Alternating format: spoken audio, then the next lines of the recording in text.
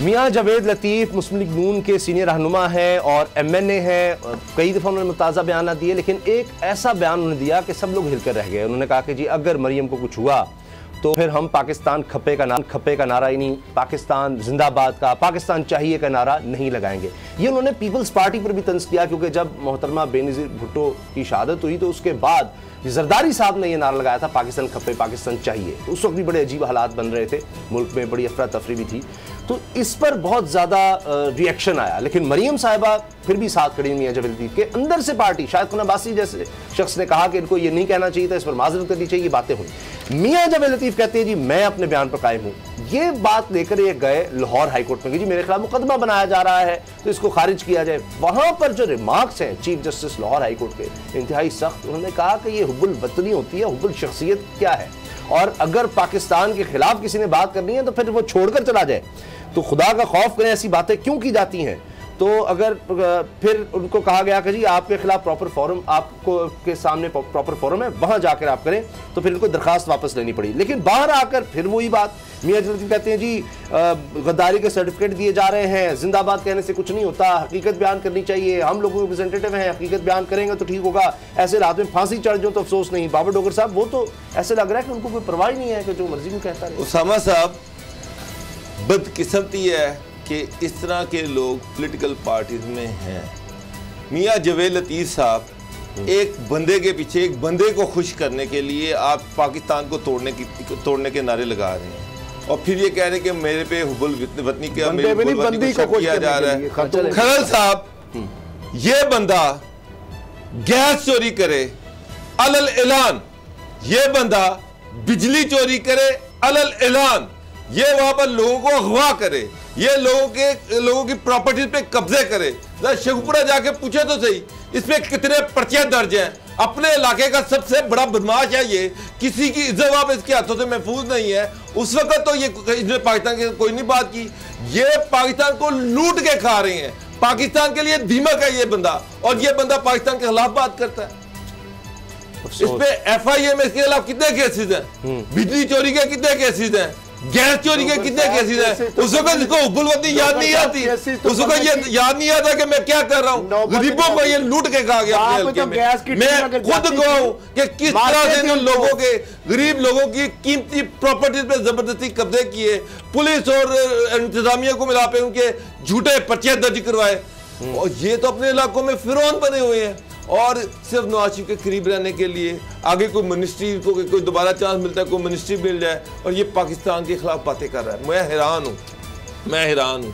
नैब पे इसके खिलाफ केसेस, FIA में इसके खिलाफ केसेस, पुलिस में इसके खिलाफ केसेस, और ये पाकिस्तान तोड़ने की बातें कर रहे हैं। अब असद खरल साहब मुझे ये बताएं कि ये वो लोग हैं खरल साहब जिन्होंने पाकिस्तान को सिर्फ लूटा है। जावेद लतीफ़ पूरे शेखपुरे में पता कर लें एक छोटी सी दुकान का मालिक था। ये अरबपति कहां से हो गया, उसके भाई इसके पास पैसा कहां से आ गया, इसकी वालदा के पास अरबों रुपए की वालदा के नाम पे प्रॉपर्टी कहां से आ गई, कोई इससे पूछने वाला है। फ्लोर मिल वालों के साथ क्या जुल्म किए, वो उनको किस तरह उठाया। इसमें शर्म करनी चाहिए कि इस मुल्क में इतना कुछ बना दिया। आप कहते हैं ये उसको लूटा ही है, खाया ही है। बच्चे तो बहुत कम हुए होंगे, क्योंकि जब इनकी हुकूमत ही ऊपर मरकज में और नीचे पंजाब में, वहां पहली बात तो जाती नहीं थी गैस की टीम, अगर चली जाती तो उनको मारा जाता था। लोगों के घरों में असला लेके पहुंच जाता है, बंदे अगवा करता रहा। ये CNG पे पहली बात तो इनकी हुकूमत ऊपर भी थी और नीचे भी थी, किसी की जरूरत नहीं होती थी। कंपनी के बंदे जाते थे, उनके ऊपर तशद्दुद किया जाता था, उनको मारा। इनके कितने पंप है, कितने असासे हैं, ये MNA की तनख्वाह से कैसे, इनका क्या निक नाम क्या है, वहां पे जाके पूछे। लेकिन और इनका प्रोफाइल क्या है, घर कितने मरले का था और कितने कनाल तक पहुंच गया, दुकान जनाब पार्क में एकड़ों तक घर कैसे पहुंच गया, इतनी महंगी गाड़ियां कैसे आ गई। भाई जो है वो जूतियां पहनाते थे लोगों के पांव पकड़ के। मुझे ये मैं को कल की बात है, कोई हजारों सालों की पहले तो नहीं मैं बात कर रहा, मैं इसका विटनेस हूँ। मामला ये है कि बुरी बात नहीं है, वो उस पर फख्र वाली बात है। लेकिन जो इन्होंने धंधा, इनको रास्ता मिला, साद रफीक और इनके साथ तल्लक, और फिर किस तरह इनका सारा आगे क्या मामला, कैसे आप मुल्क के खिलाफ बात करें, उस पर डट जाए। आप मुझे माफी मांगे, मुझे एक सिर्फ हाईकोर्ट में वजाहत तलब की है। वो दोनों जो है उन्होंने इसको नोटिस दिया हुआ है, वो इसकी शक्ल देखना पसंद नहीं कर रहे। सर, वो खड़ा ये है। मरियम आप मुझे एक बात हुई है, आप मरियम इसको इतने सपोर्ट सख्त कर रही रिमार्क्स है। चीफ मुझे सिर्फ एक बात है, सारी बातें छोड़ चीफ दें। जस्टिस ने बिल्कुल ठीक छोटी बातें हैं जी, सारी बातें छोटी हैं, ये बहुत बड़ी बात है। अब चीफ जस्टिस के हवाले से जो एक प्रोसीडिंग हुई है, आपने इतने इदारों की बात की, पर्ची हो गए, नैब हो गया, एफआई आ गई, पुलिस आ गई, सुविधा से वो तो बेबस हो गए। वो माफिया राज है, आपको पता है इस मुल्क के अंदर और रियासत मदीना के अंदर भी। और वो बंदा जिसके बारे में आज चीफ जस्टिस हाई कोर्ट क्या कह रहे हैं और वो बाहर आके कह रहे हैं, उस अदालत के उस फैसले के बरक्स वो बंदा क्या कह रहा है। चीफ जस्टिस कह रहे हैं रियासत मुखालिफ तकरीर मुल्क छोड़कर चले जाए। कासिम खान साहब, अगर ऐसी बातें करनी है तो यानी उन्होंने कहा कि मुल्क अब मुस्लिम लीग नून के जो जवेद लतीफ साहब रुकने असेंबली कौमी, वो कहते हैं रियासत मुखालिफ बयान पर मुकदमे के इखराज की जो मुकदमा हुआ दरखास्त के लिए जो आए थे लाहौर नाजरीन के लिए। हाँ जी। अब जवेद लतीफ साहब के बारे chief justice Lahore high court की अदालत में जब पेश हुए तो चीफ जस्टिस जो honourable chief justice Qasim Khan साहब उन्होंने कहा कि यानी विस्तार किया कि क्या हमारी हुब्बल वतनी जो आपने कहा हुब्बल जो वतनी है, हुब्बल शख्सियत है, यानी शख्सियात के गिर्द घूमती है, शख्सियात तो आनी जानी रहती है, इदारे कायम रहते हैं, मुल्क रियासत ठीक बात की है। अब गिरबान में झांकना, सुन तो ले आगे उसने क्या किया, गिरबान में झांकना जरूरी है। उन्होंने लीगी रहनुमा जवेद लतीफ पर बरसते हुए कहा, यानी उनको रियलाइज कराया कि पार्लियामेंटेरियन के बारे में कोई बात नहीं करना चाहता। यानी देखे ना, एक रिस्पेक्ट इमाम पब्लिक रिप्रेजेंटेटिव है, लेकिन किसकी, अब इन्होंने तो हलफ उठाया होता है कि किसकी जरूरत है जो पाकिस्तान के खिलाफ बात करे। मैं इन पे सलूट पेश करता हूं चीफ जस्टिस के, ये पाकिस्तान के वाले जो हुब्बल वतनी का जज्बा है या जो उनके रिमार्क थे, हर पाकिस्तानी शहरी की दिल की आवाज है जो वो बोले। कानून और आइन की भी यही मंशा है, रियासत पाकिस्तान के बारे में इस तरह ललकारना, आइन और कानून मुल्क छोड़कर बाहर चले जाए। अगर यहां ऐसी बातें करनी है, खुदा का खौफ करें, ऐसी बातें क्यों करते हैं। इनका कहना था कि अगर यहां रहना है तो पुलिस के पास जाकर सफाई पेश करें, मुल्क के खिलाफ बात करने वालों को अवाम बदल कर रख देंगे। ये पाकिस्तान चाहता है, मैं आपको बताता हूं, ये वो पाकिस्तान चाहता है, वो दौर ये चाहता है जब पूरे पाकिस्तान में सीएनजी 3 दिन खुलती थी, 3 दिन बंद होती थी। तो जावेद लतीफ साहब, आपकी सीएनजी स्टेशन 7 दिन खुला रहता था। आप डायरेक्ट मेन पाइपलाइन से आपने सीएनजी को चोरी कर रहे थे। नहीं पूरा होता, शहरी अगर कोई सुई गैस के महकमे का बंदा रेड करता था, उसको आप जूते बनवाते थे वहां, जूते नहीं, उसके बाद आप डायरेक्ट बिजली चोरी करते थे।